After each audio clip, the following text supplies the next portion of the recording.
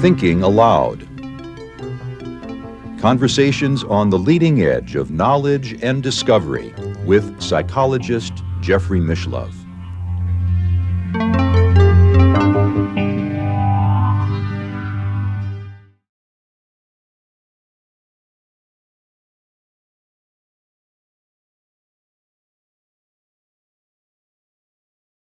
And one day I had a patient by the name of Jason, and I call that case my baptism of fire case. Mm-hmm. Jason was a writer, and he needed to write, but he had an obsession for feudal Japanese culture. He needed to be off doing stuff like that, martial arts, whatever. But he needed to write, and he'd argue with himself. He needed to sound and write. So I took him back to the cause. He goes back to being 16-year-old son of a feudal Japanese farmer. Mm-hmm. And he wanted badly to join the emperor's army. His parents couldn't afford much, but they got him bamboo armor. And now he's marching with the emperor's army, and he's proud as the dickens. And they're going through a narrow gorge. There's hundreds of them. And all of a sudden they hear some screaming, and a bunch of the enemy come charging through, carrying spears and riding horses. And he catches a spear right in the belly. Mm. Now Jason is dying in the mud, and he's very upset. And he yells, "Where's the honor? I never got to fight." Mm. And then he says, "And Jason won't do what I want him to do." And I wanted to say, "Excuse me?"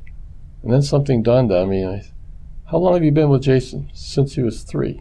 Mm. Evidently, I had not regressed Jason, but I regressed an entity attached to Jason, an earthbound spirit, actually.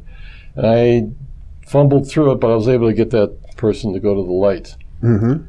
But then I did a lot of research on spirit releasement. Books by William Baldwin were really great. Now, there's a whole form of psychotherapy known as spirit release or spirit releasement therapy. Well, right. And I use some of Dr. Baldwin's methods, but I use a lot of my own too, because I'm using spirit guides. Mm-hmm. And the guides are great.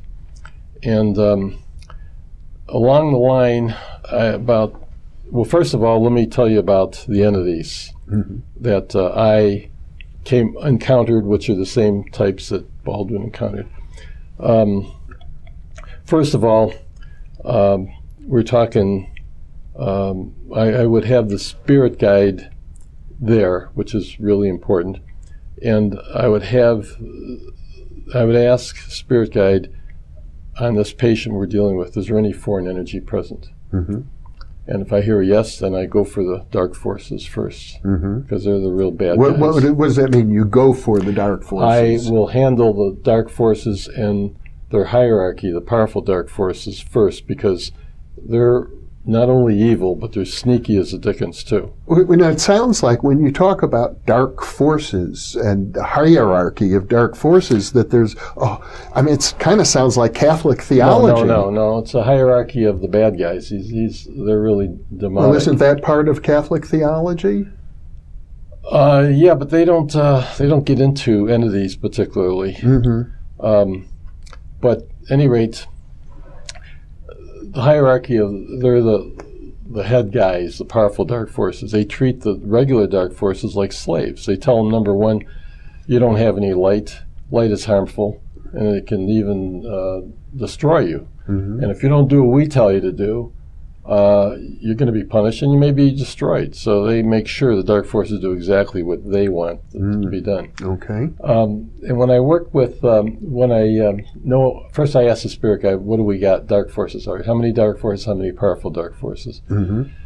And then I do an exorcism. You want to know how I do the exorcism? Well, so you consider yourself an exorcist? I sure as heck do.